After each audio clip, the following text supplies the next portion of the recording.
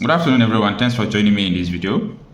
Israel to help Nigeria combat bandits, BokoHaram, ISWAP Terrorists. When I saw the news, I said, let me know the background of the news. What really happened?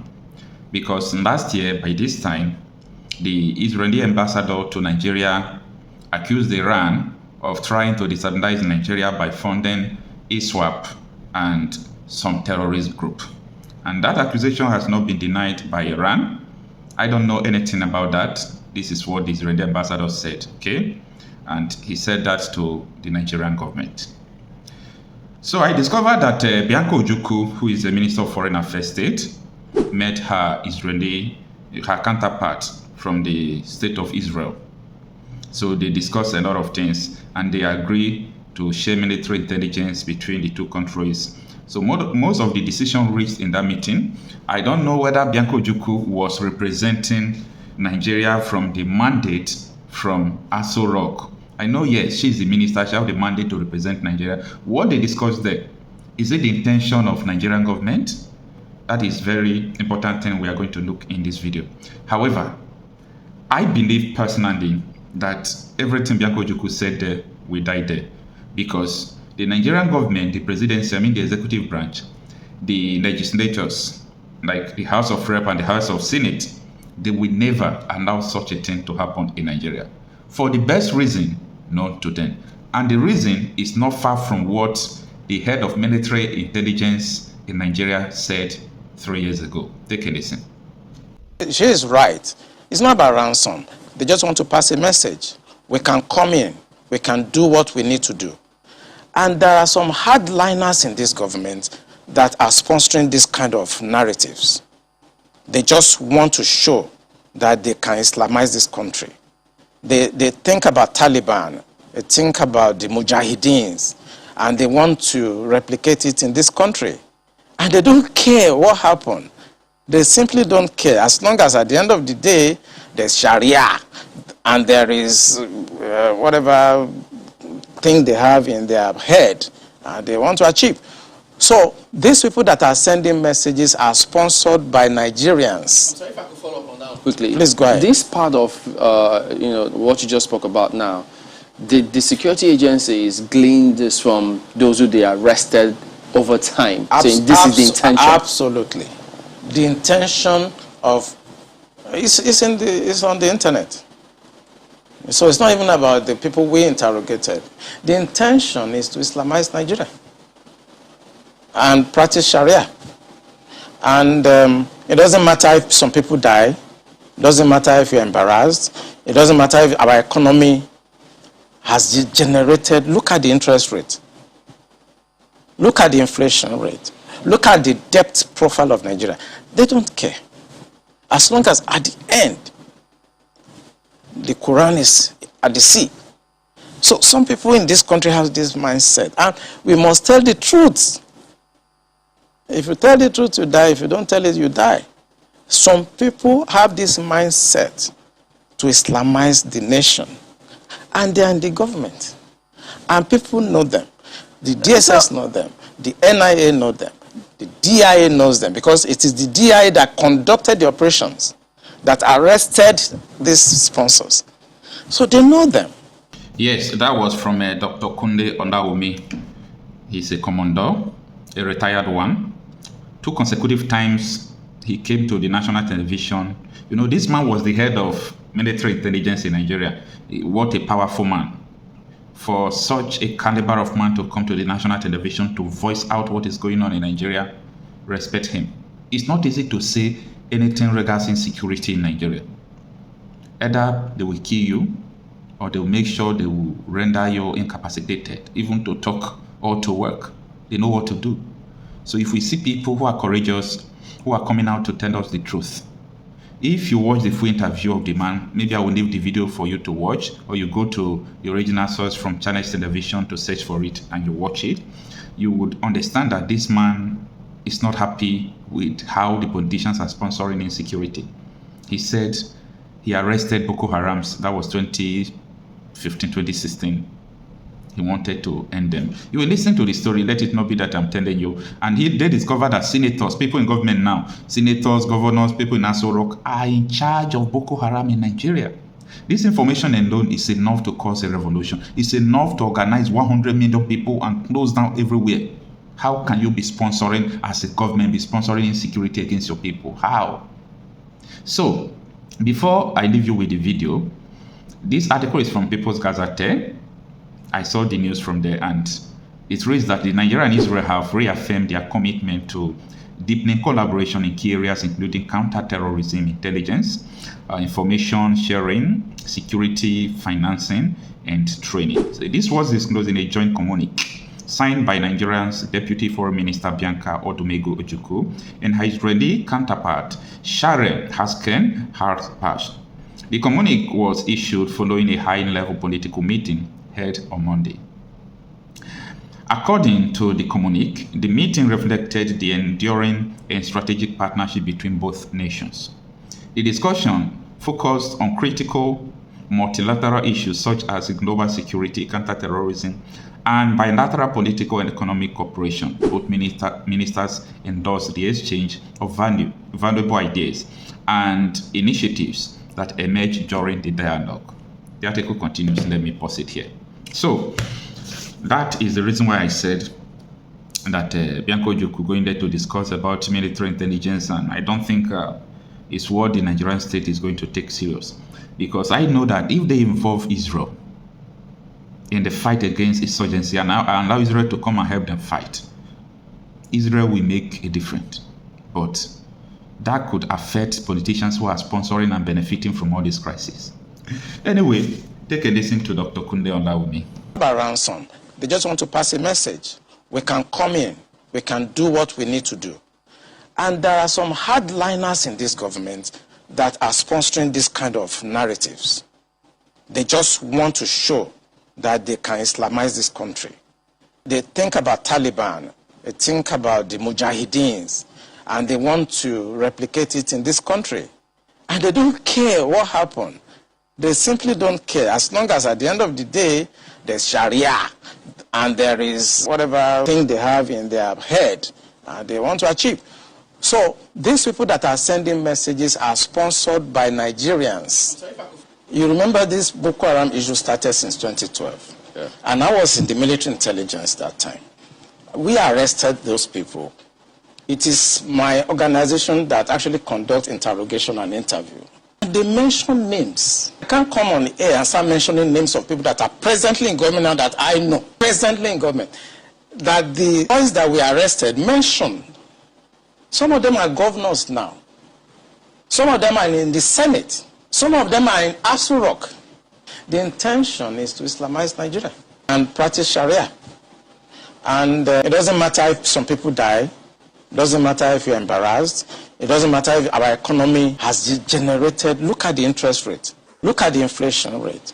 Look at the debt profile of Nigeria. They don't care. As long as at the end, Quran is at the sea. So some people in this country have this mindset. And we must tell the truth. If you tell the truth, you die. If you don't tell it, you die. Some people have this mindset to Islamize the nation. And they are in the government. And people know them. The DSS know them. The NIA know them. The DIA knows them. You can't succeed without an inside person. And this attack you saw has insiders collaboration.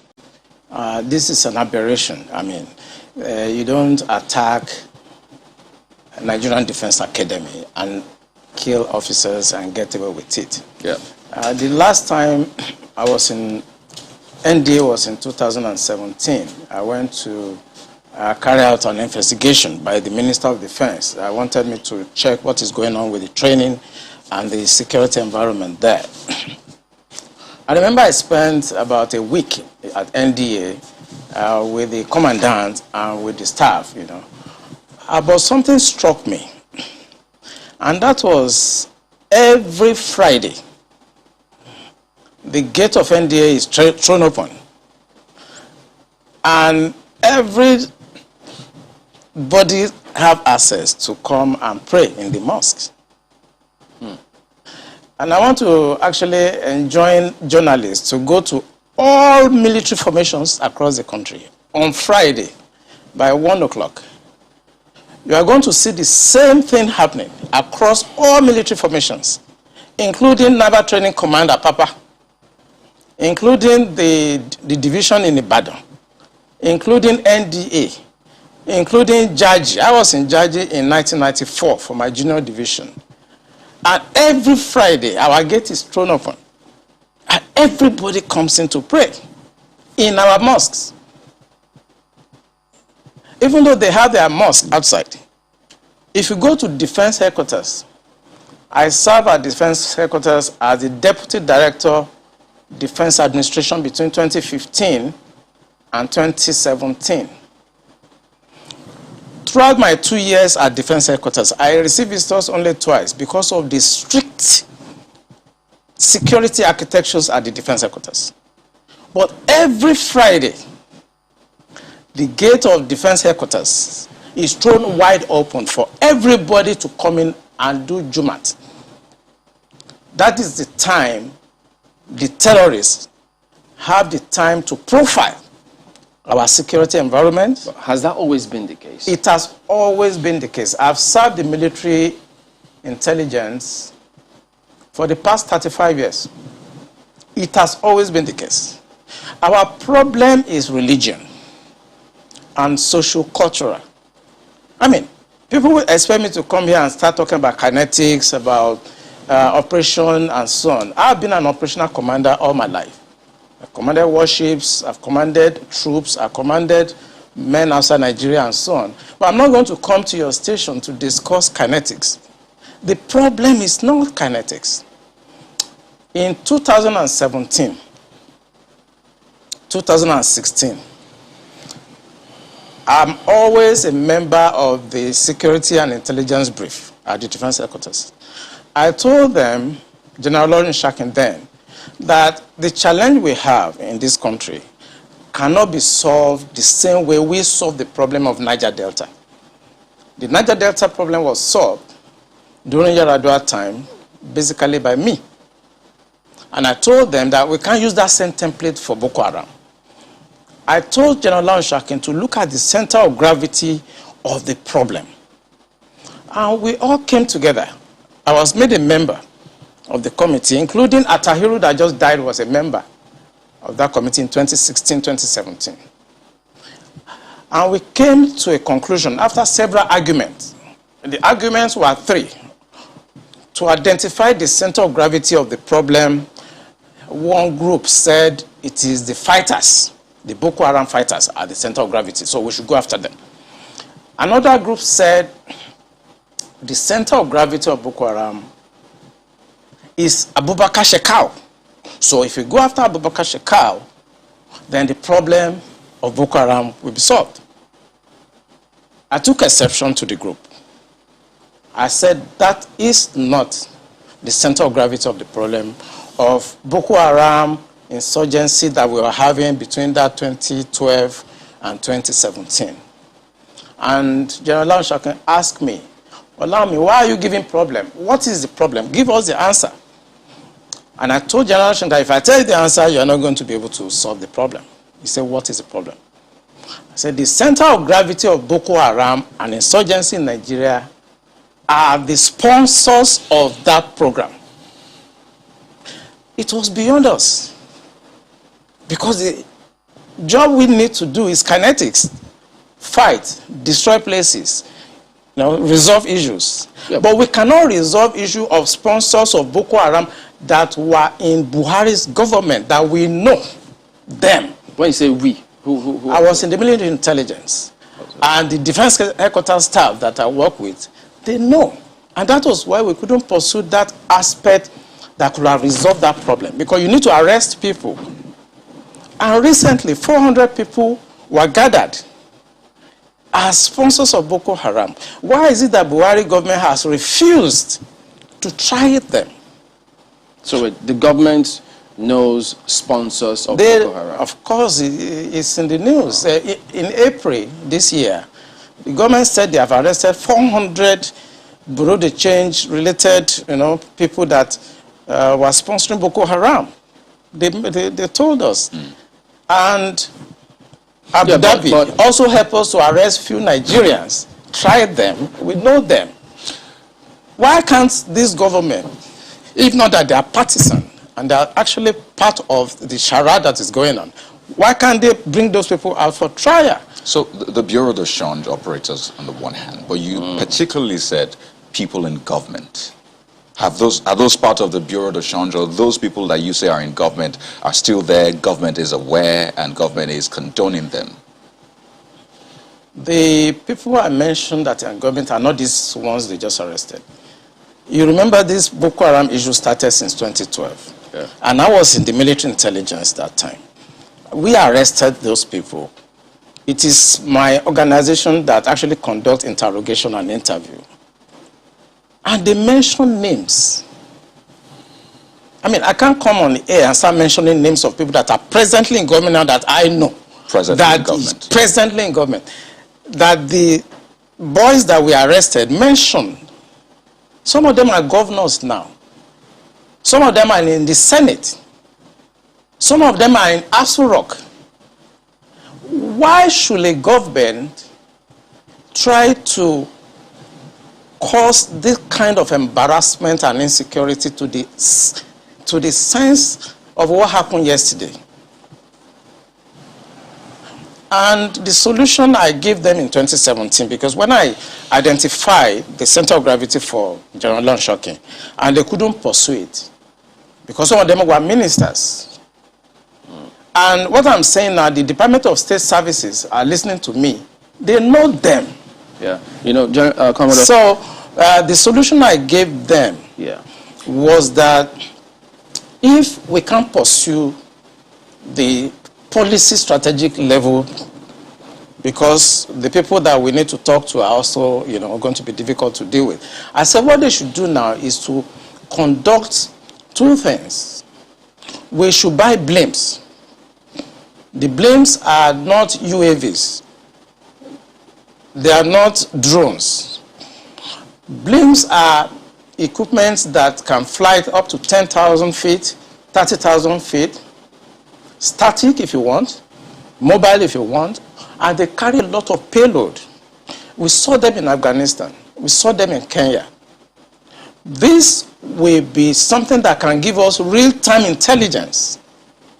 And we can know where these bandits or terrorists, where they emanate from, when they finish operations that they've done, where they go back to. Okay. Well, they did not buy this equipment up to. No. Okay, you said quite a number of things. Let's pick up on some of them and see if we could make some, you know, if you could shed some further light on some of them.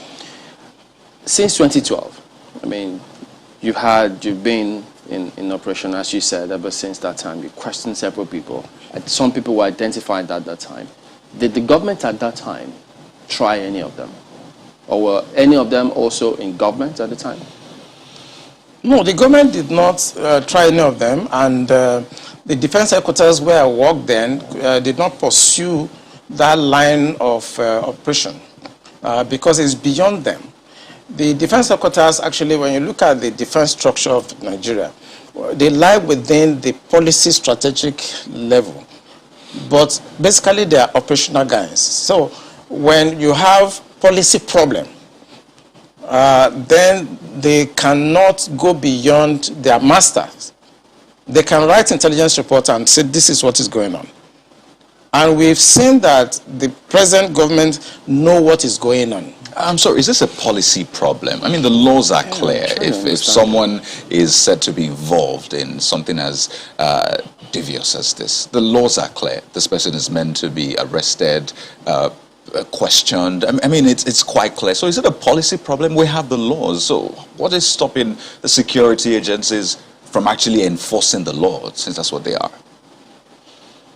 I think what is stopping them is like when you are a member of a church and your pastor have decided to be at a certain level of spiritualism and you're a member of that church. You cannot be higher than your pastor spiritually. You can't, no matter what you do. So this is the same religion you spoke about? Yes. In real life, you see that the defense headquarters cannot conduct any operations that is not sanctioned by the commander-in-chief of the armed forces. Yeah. They cannot. No matter how small, little they cannot. So when the Yar'Adua government decided to put an end to Niger Delta militancy, that was in 2007. What he did was simple. He called all the security chiefs and all the intelligence chiefs and tasked them to come up with a solution. The Defense Intelligence Agency, the National Intelligence Agency, the Department of State Services were called with the Inspector General of Police and the Interpol to come up with the solution to the problem. Then the problem was Niger Delta. The president was Yar'Adua. He was dispassionate. He wanted to solve the problem. Within 6 months, we solved the problem. I remember I have to go to Angola to go and bring Herioka, and nobody in Nigeria knew what we did. All we know is that since 27, 28 that we conducted our operation under Yar'Adua, Niger Delta issue has remained manageable. This government does not want to resolve this problem.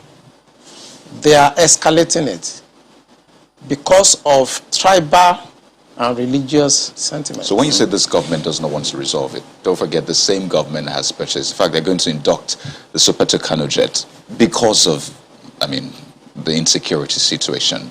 They have, the president has had to change guards, as it were, as a result of people's clamor. I imagine if that was not in the thinking, why would you go that length to make some of the, some of the pronouncements, the meetings that have happened, the purchase, the change of guard and the rest? Why would they do all that if they don't want to sort this? Because that is not the solution. What you just mentioned is not the solution. When you have a problem at policy level, strategic level, operational level, when you have a problem, what you need to do is to identify the center of gravity of that problem and attack it. That's what you do.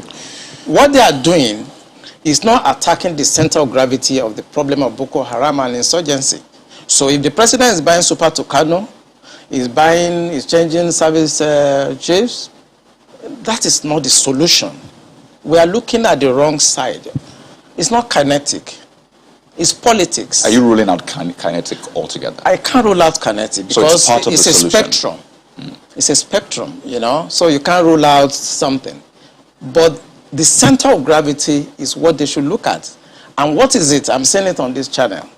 It is the sponsor of Boko Haram and bandits. And speaking about the sponsors, when you say the DSS, and they could be listening to you, but so they profile, part of their responsibility is to profile all of these persons before they either vie for elections or before, they are nominated for any of these positions. Doesn't that happen? Don't they get intel and say, look, this and this is what we found, and then we don't think that this should proceed further? Doesn't that happen? It does. When I worked with the DSS in 2007, because when Yar'Adua approved the operational order that we did, we now have to work together as a team. He actually forced all of us to sit down together and work together. I was surprised at the tremendous amount of information had by DSS. I was shocked. We in DI, I was in Defense Intelligence Agency, and when they were forced to bring out the files, I was shocked. They have so much information at DSS presently as I'm talking about what I'm talking about. They have. But you see, if a fish is going to get spoiled, it's going to start getting spoiled from the head. The DSS will not do anything except the commander-in-chief's body language shows that this is the direction I want to go. That is where the problem is. The DSS has tremendous information. By the time 2023 is here and somebody take over and wants to undo some of this evil that I've seen in this country, you'll be surprised names that the DSS will bring out. They have the information. There's nothing I'm going to say here that they don't have. The defense headquarters have the solution for the kinetic aspect. They do. I'm not going to come here to advise them. I work with them and they're still there. The chief of naval staff was in the intelligence with me. We were together in Defense Intelligence Agency. That's Vice Admiral Gambo. I know these people are good. They know what to do. It's not that they have problems. It has to do with politics, the sponsors, people that feel that this country should be Islamized. You know, assuming but not conceding that, I mean, that all of this is the case. So what is the end game? Because I imagine as a strategist, that's what you think about too. So these things are happening. What is the end game? So why will this be allowed to fester? For what purpose? The end game for them, because normally when you want to look at this type of challenges, what you do is that you go through what we call the intelligence circle, okay? When you do the processing and you do the analysis before dissemination point, you discover that the end game for them is to just turn this country into like a Taliban type of country. And it's a mindset. And anything goes. In other words, 10% casualties, 20% casualties is allowed in trying to achieve the end game of Islamizing this country. That's for the terrorists, the bandits. It's not for the terrorists and the bandits, for the sponsors. Because I told you, and I will repeat on this channel, the sponsors of Boko Haram and the bandits are the problems. And defense headquarters, the army headquarters, the naval headquarters, the air force cannot do anything about that. Buhari has to do something about that. The Interpol has the list of those people that are sponsoring Boko Haram. I work with Interpol. They should ask. If they don't know, they should ask. The government of Dubai, they have the list of those people. During the trial of those people that were caught, names were mentioned. They have the list. The government also told us that they've arrested 400 sponsors of Boko Haram. Why should a government not try those people and bring peace and harmony and safety to this nation? Why won't a government do that? Those people that are going to harass cadets and officers in NDA, they live around the place. I know NDA very well. I was in Georgia, I was in NDA as young officers, and I know the area very well.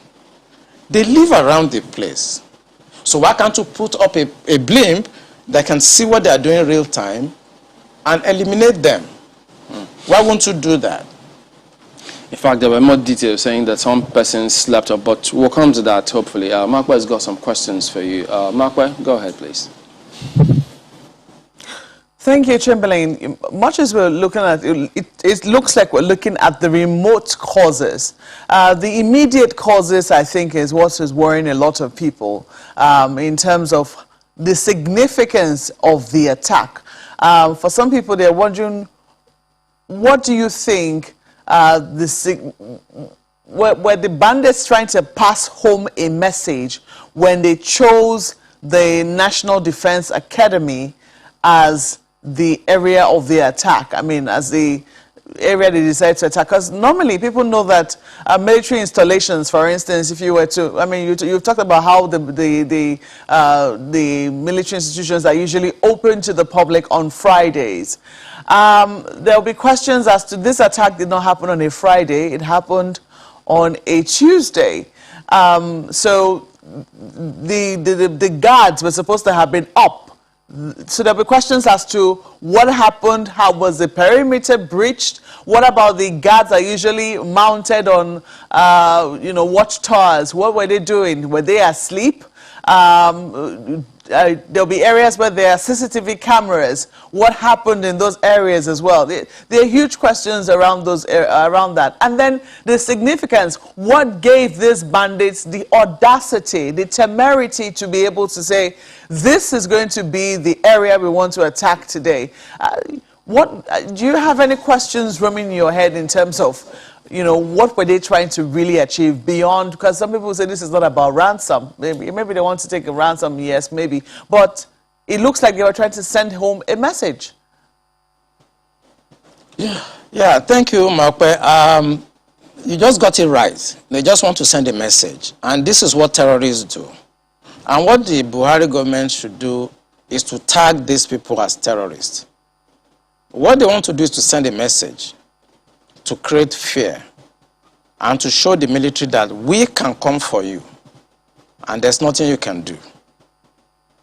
You may not know, I don't know whether it's out in the news, that the major has been killed. Belongs to some groups, and I know about 3 hours ago his body was found. He has been killed. So it's not about ransom. I just want to confirm to Makwe that she is right. It's not about ransom. They just want to pass a message. We can come in. We can do what we need to do. And there are some hardliners in this government that are sponsoring this kind of narratives. They just want to show that they can Islamize this country.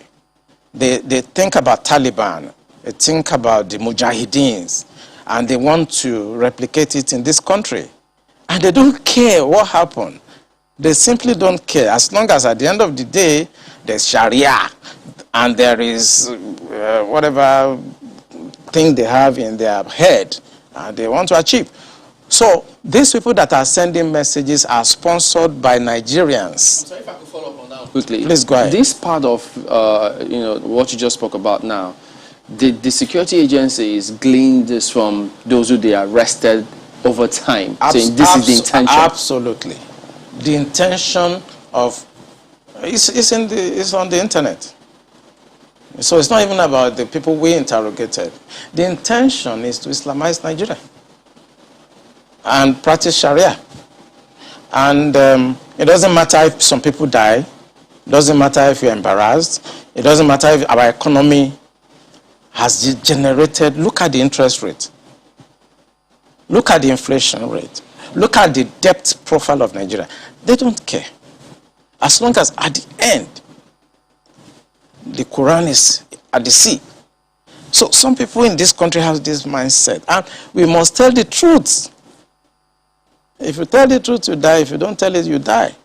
Some people have this mindset to Islamize the nation. And they are in the government. And people know them. The DSS know them. The NIA know them. The DIA knows them. Because it is the DIA that conducted the operations that arrested these sponsors. So they know them. Why is the government, the commander-in-chief of the armed forces? The general area of Afaka, where where the NDA is cited, is no stranger to this sort of attacks. Before now, I mean, a few other institutions around the Defense Academy have also been attacked. Talking about the Institute of Agriculture and Forestry, Mechanized Division, something to that effect. I can't remember the exact name of the institution now, but we do know that they have been around this area. Now, I'm looking at the front page of Daily Trust newspapers, and they have this, why NDA security was compromised. And the first writer says, bandits leave peacefully. Peacefully is in parenthesis, near academy. There have been questions before now that sometimes, this happened in Jos, around Rukuba, that, there were attacks happening in the neighboring area, and that the military institutions did nothing. The same thing happened when there were attacks on the airport, the airport's residential area in Kaduna. That was very close to the Defense Academy. They did nothing. They attacked the forestry school in Kaduna. They did nothing. Now they have finally come for them. But the talk is that these people have been there all along. They never went anywhere. The bandits who perpetrated this attack have been there all along. Does the military really need, I mean, if this is something that is of concern to the security agencies, because it was only a matter of time from what it would seem that we're reading that these attacks were going to happen, it didn't really need to wait this long before they took action against people they knew were a security threat to not just them, but also the people around their environment. Yeah, Makwe, I may also shock you that some cadets have been abducted before now. And when they took these cadets away, and they demanded for ransom, as low as 400,000 naira at that time, the cadets were released after the ransom were paid. And the cadet told them that where they took them to, that they could hear the parade going on in NDA, that they were not taken far away from NDA, that every morning they hear the parade and the programs going on in NDA while they were in the camp of the terrorists. You are right. These people live around NDA. It's about social-cultural issue. As long as you are a Muslim and you speak Fufude or Hausa, you can do whatever you like and fraternize with the military and go in and out of the barracks. You are saying that the attack did not happen on Friday. Of course, it will not happen on Friday, but they have enough time to carry out surveillance. They have enough time to have insiders that will work with them. The problem is that journalists should go around our military institution this Friday and carry their cameras and see the decadence, the security breach that goes on every Friday in all military institutions across Nigeria, and tell the Minister of Defense to put a stop to that. The defense institutions, they are sacred. They are not where people can come on Friday, throw open the gate because they want to come and do Jumat. The truth is that on Sundays, we don't have such, invasion of our premises by Christians to come and pray or to come and do whatever on Sundays. But for the 35 years I spent in the military intelligence, if you go to Tego Barracks in Apapa, it's the same. The Tego Barracks is where I was trained as an intelligence officer. It's the same. On Friday, they will troop in. They throw it open. It's religion. And because we must think about solution. The Minister of Defense should stop this. They should make pronouncement and stop it. Every Friday, people should go to various mosques around them to pray and maintain the sanctity of our military institutions. That's what so I wanted to know if this has been an issue before now. I mean, has this been anything that, the people at the top in the military have found as a source of concern? Let me raise an instance. For instance, we know that at almost every security institution, even on the roads here in Abuja, before you can enter the same road that leads to any military institution is divided in two. There are huge barricades to prevent anybody from just entering, so to speak. This became a source of concern for the military, in terms, especially after the attacks on the police headquarters. Has this been a source of concern for for the top brass of the military to say, hey, look, if we're taking these steps to put barricades, then this is also going to be a source of concern for us. What can we do about it? Have they elevated this discussion? At defense headquarters, every Monday, even if you go this Monday coming, you will see they are always there to discuss intelligence and security brief. We discuss all topics there, including the issue of Muslims gathering every weekend. All those barriers you see at defense headquarters, and that's why I'm talking to the media. They should go there on Friday. The barrier is no longer there. It's open because it is Jumat. And this is when they come to carry out surveillance. If you look at what happened in Mogadishu Barrack, it was the same. There was a time they went there and blasted the place and killed a lot of people. It's these same people that are allowed to have access on Fridays and become members of the mess because they are, it's a social-cultural issue. So I think we should begin to look, the Minister of Defense should put an end to this, because for 35 years of my stay in the military intelligence, it has been the case. Both naval institutions, Air Force institutions, Army institutions, even the Department of State Services. Once it's Friday, the gates are thrown open, and people come from outside, and there'll be no space. They'll be all over. If you go to Defense Headquarters on Friday, this Friday, you see them littered everywhere. If I could just comment now, I mean, this conversation is usually quite tricky. I mean, people listening, some might take different perspectives to it, thinking, oh, is this a religious thing? Is this an ethnic thing? They ask, is it only Muslims you have in the military? Is it only people from this certain cultural, heritage that you have in the military? And I'd like us to tackle the issues. You have mentioned what you have called the core, as it were, of the problem. How do we tackle this without viewing it from a religious spectrum, an ethnic spectrum? Because you know well, Nigeria is quite, polarized across, these groups, ethnicity and religious. How do we tackle it without coming off as though you're inciting people, on those lines? You see, one thing I discovered in this country is that when it comes to religion, everybody is very sensitive.